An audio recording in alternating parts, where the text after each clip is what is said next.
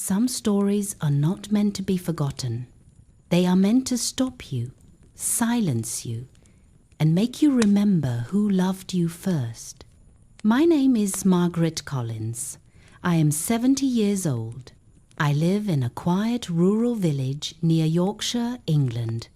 I have been a widow for most of my life. My husband died when my son, Daniel, was still a toddler. From that moment, my world became very small.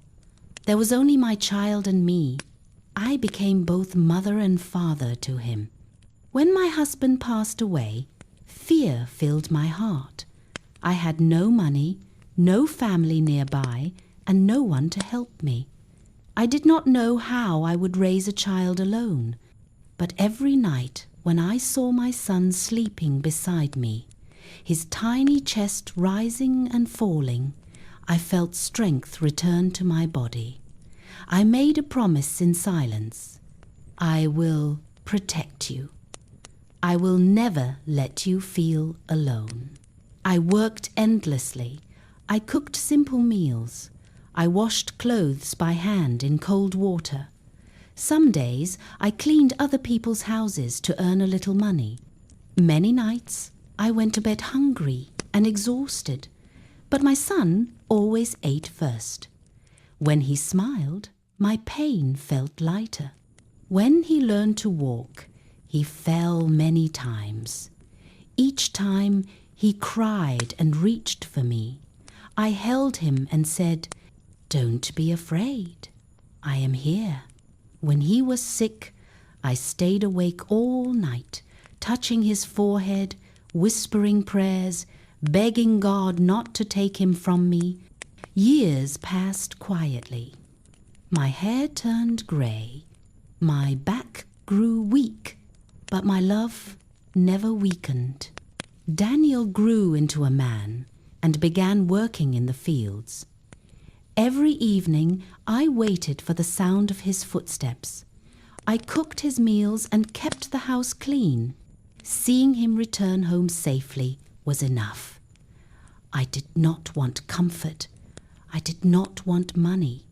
My son was my whole world. One day he said, "Mother, I want to get married."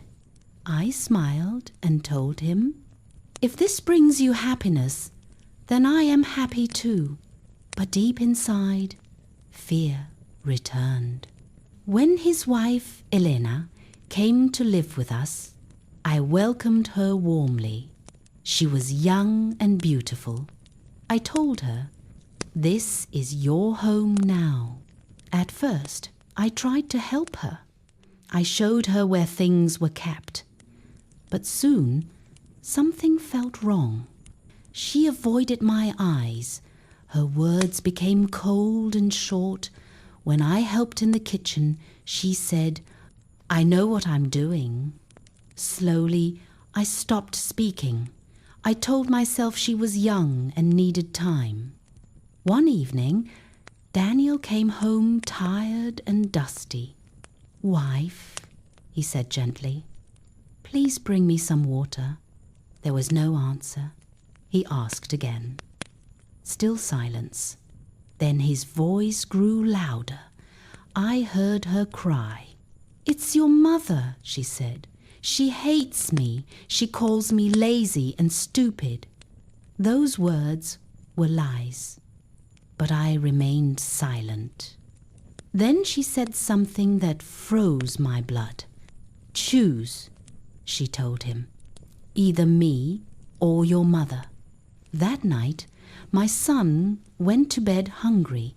I lay awake, staring at the ceiling, praying quietly. The next morning, I heard her again. "Push your mother off the hill," she said. "She is old. She will die soon anyway." That day, my son did not look at me. That night, he came to me and said softly, "Mother, we are going on a journey tomorrow." I understood everything. My heart broke, but my face stayed calm. "All right, my son," I said. The next morning, he carried me on his back up the rocky hill behind our village. The air was cold. I asked no questions. As we climbed, I remembered feeding him, holding him, protecting him. I thought, if my life ends today, I have no regret. At the top of the hill, I spoke gently. When you push me, I said, hold the tree branch so you don't fall.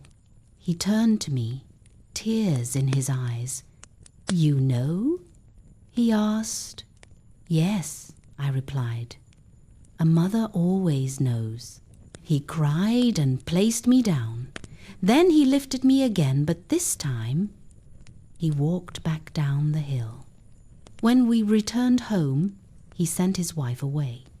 Now we live peacefully together. I cook for him. He takes care of me. Our house is quiet again. A mother's love asks for nothing. A mother's love never dies. Never forget the one who carried you, even when you were ready to let her go.